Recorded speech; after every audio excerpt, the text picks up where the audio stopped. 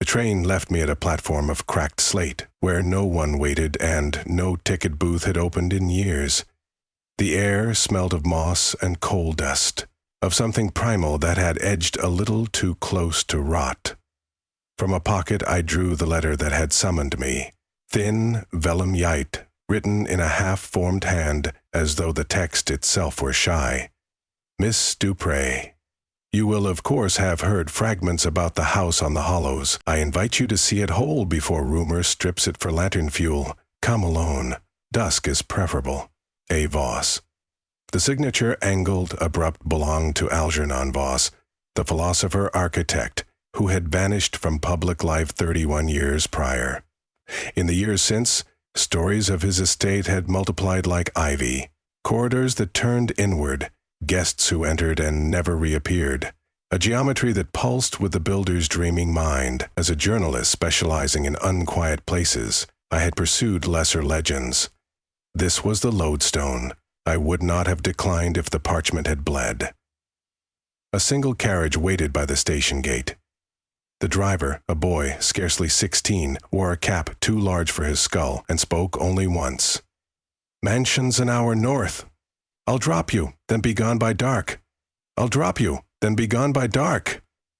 We rode through wetlands where birches rose like bone splinters, past scarecrow cottages and farm ponds stippled with dying lilies. At last, hill country reared up, rifts of granite that looked in the twilight like ancient molars. The carriage creaked to a stop before wrought iron gates whose bars were twisted into recursive spirals. 2 guardian posts bore lanterns, their flames blue as glacier ice. The boy would not take a coin. He slapped the reins and disappeared down the road, ruts clapping beneath his wheels. Behind him, the first stars sparked into existence, or perhaps had always been there and only then consented to shine. I pushed the gate. It swung with an obedient hush.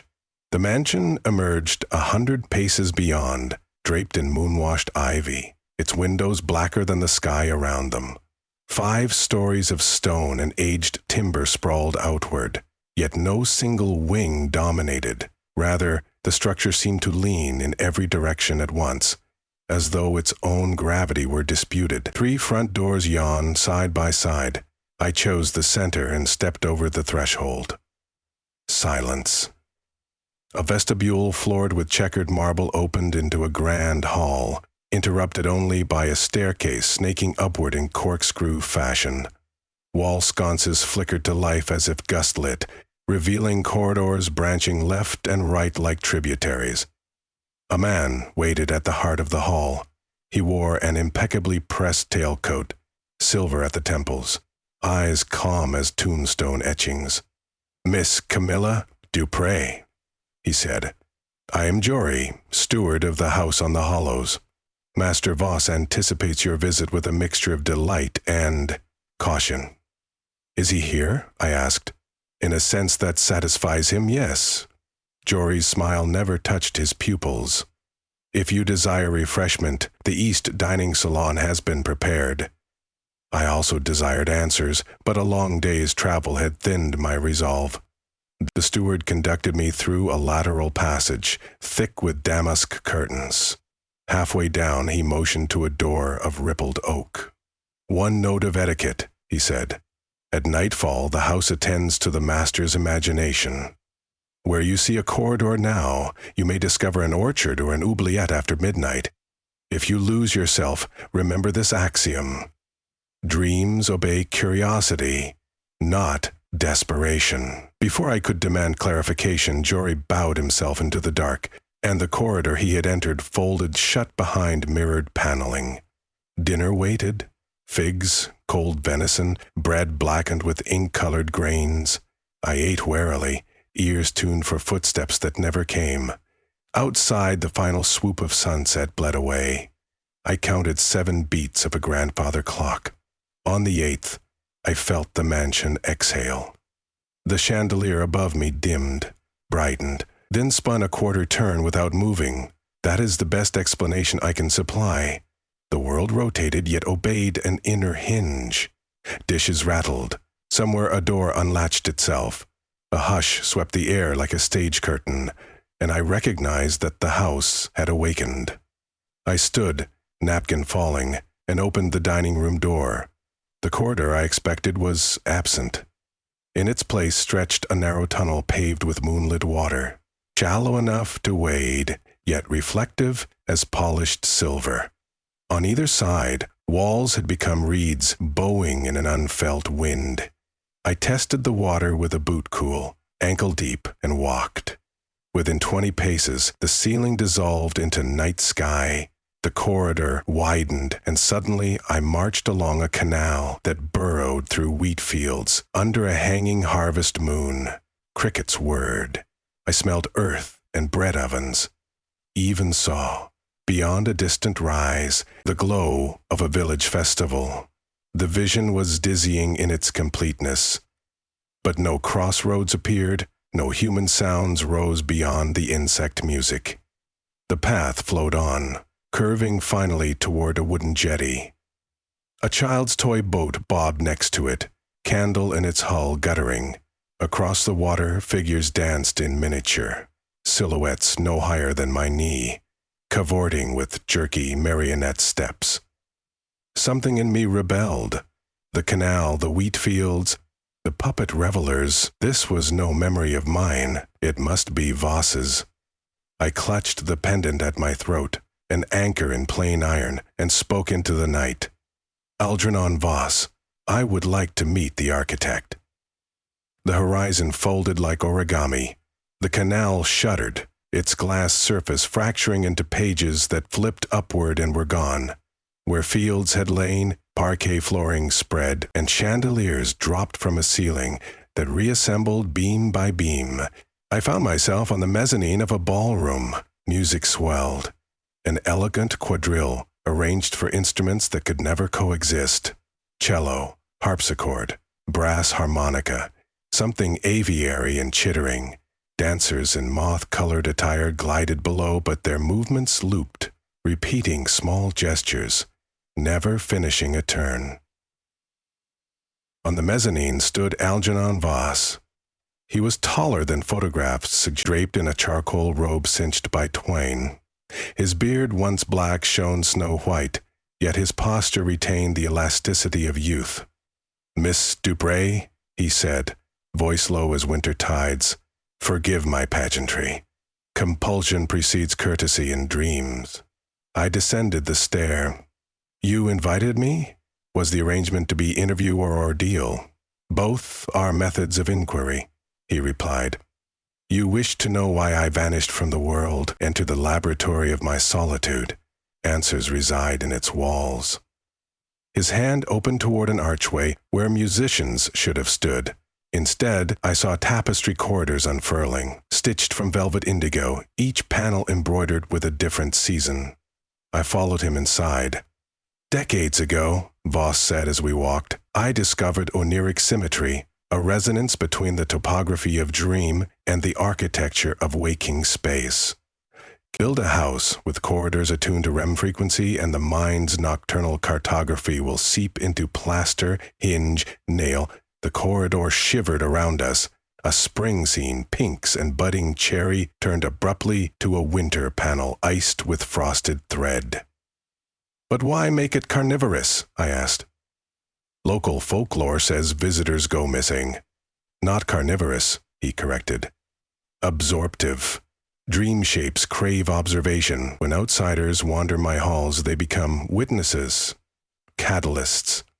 The house evolves, and I remain central." We emerged into a conservatory aglow with bioluminescent vines. Between glass ribs, constellations painted the sky, though more abundant than earthly astronomy permits. Beneath the vines stood 5 stone plinths.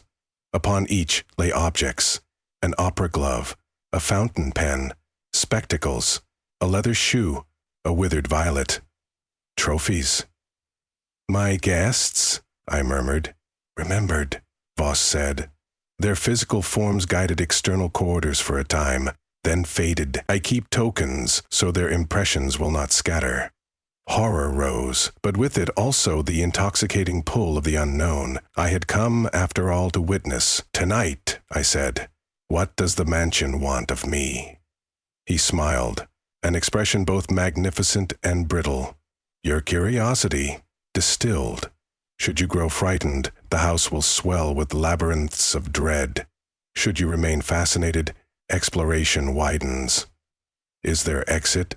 Doors abound. But you must locate the dream that leads to waking." "I accept." I heard myself speak as though from a high parapet. The journalist's oath. Pursue the story until the story pursues back. Voss inclined his head and receded, stepping behind a stand of vines that fused shut as petals at dusk. I stood alone before 5 relics of vanished travelers and wondered which corridors had devoured them.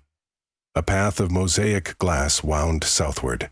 I followed, passing chamber after chamber, a library with spines bound in snakeskin, a crypt of inverted candles whose flames dripped upward, an indoor ocean lapping at marble stairs, its water scented like old parchment.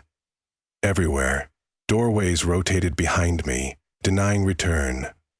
Hours, perhaps minutes, bent into each other. Time's metric faltered here. Eventually, I entered a corridor lined with picture frames containing no canvas, only translucence. When I inspected one, my own reflection looked back, then blurred, replaced by a childhood scene. My brother and me tracing whirlwinds in dust outside grandmother's cottage. The next frame showed my father's funeral pall. The third displayed a speculative future. I recognized myself older. Hair shot with gray, sitting at a desk piled with notebooks. Yet my eyes in the image were blind white. The corridor slanted, floor becoming angled as a hillside. Frames rattled, their images leaking phosphorescent mist that pooled at my shoes. Panic fluttered. I remembered Jory's counsel. Dreams obey curiosity, not desperation. Breathe, Camilla. Be curious. I touched the mist. It coiled around my wrist, cool, playful. "Show me Voss's first dream," I whispered. The frames synchronized, glass clouded, then unified into a single vast pane on the far wall, and I stepped through it as easily as smoke. Now I walked inside a bedroom belonging to a boy of 10. Toys lined the shelves, model airships, puzzles of impossible knots, pressed beetles pinned beneath glass. The child slept in a narrow bed, brow creased, as if already juggling theorems. Moonlight spilled across blue wallpaper. A disembodied voice, no older than the boy, murmured. I dreamed of infinite hallways where I could hide from the shouting. I heard the faint thunder of adult argument in another room, parents contending about debts or infidelity. Little Algernon's refuge had been corridors drawn in his notebook, endless loops. The mansion was birthed in that embryonic gloom. I drifted backward, the bedroom blurred, walls expanded, matured, hardened into the very stone now around me. One dream to rule the others. In understanding it, perhaps I could locate an exit. The notion of safety turned inside out. Corridors were for hiding, I said aloud, not hunting. In response, a hinge clicked. A new passage yawned, this one narrow as a coffin. Cold air gusted. I entered. The corridor sloped downward, steps slick with condensation. Voices, adult but long dead, ricocheted off the walls. The father's vulgar rage, the mother's broken pleas. Deeper still, and I confronted another voice, Voss as he sounded tonight, overlain by age and obsession. They trespassed on my calm, the voice insisted. I built a maze to neutralize intrusion. I reached an antechamber shaped like an inverted heart. In its center hung what might be called a door. 2 overlapping crescents of iron that rotated separately, always open and closed simultaneously. Through its shifting seam glimmered a courtyard under clean daylight. Grass, humming insects, a road. Salvation. Yet on the threshold waited Algernon Voss, robe rippling though no wind stirred. His eyes were lucid, mournful. You decoded my prime corridor, he said. But dreams must have dreamer. If you leave, who remains? The owner, I said. He opened a hand and revealed a fountain pen exactly like the trophy on the plinth. It was mine. I carried it earlier, yet memory of losing it had escaped me. "Objects anchor narratives," he said. "Let this pen stay in your stead. A minor price." "Price to whom?" "To the architecture. It thrives on symbols. The pen writes your story, even if you depart." He pressed it into my palm. Metal felt heated, alive. Choice burned. Remain and be chronicler, ad infinitum, or abandon the pen and slash the link clean. Curiosity warred with dread, yet I recalled the miniature dancers looped in futile pirouette.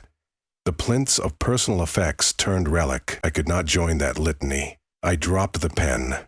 Ink bled from its nib, spreading into sigils on the floor. The house groaned. Voss's face twisted, pain or fury, I could not tell. The overlapping crescents of the door slowed, unfinished dreams grinding against iron. I bolted. As I crossed the seam, the courtyard's daylight clawed at my retinas.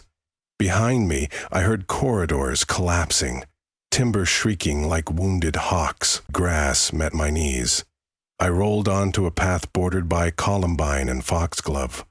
Above loomed the mansion's facade, but the windows now flickered in disarray, as if shutters slammed inside by unseen hurricanes. A final detonation of glass sprayed the night. Then stillness. The iron gate stood 100 yards downslope. I ran until my lungs burned, never once glancing back. At the road's bend, I hesitated. The mansion appeared slumped, subdued, yet intact. Perhaps it could never crumble so long as its architect lingered within, fused to the corridors of his earliest refuge. A lone lantern bobbed toward me. The carriage boy from before? No.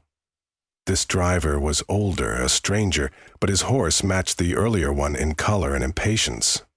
He said only, "To the station?" I nodded, climbed aboard, and did not speak for the entire journey. Dawn bruised the horizon when I stepped onto the outbound platform. In my coat pocket, I found the pen Voss had offered, despite my memory of dropping it. Ink crust coated the nib. The barrel bore tiny etchings, loops, whirls, a labyrinth seed. I tossed it onto the tracks. But later, aboard the train, I discovered black stains on my fingertips, forming the same sigils the ink had traced upon the mansion floor. Even now, as I write this account, I pause between sentences and listen. Some nights I swear I hear footsteps in corridors my apartment does not possess, doors sliding where walls should be. I fear the house on the hollows continues to rearrange itself, not in that distant valley, but within the perimeters of my sleep. If you, reader, feel compelled to visit, remember the steward's axiom: dreams obey curiosity, not desperation. Yet curiosity, too, can be a cage, and Algernon Voss knows its every bar.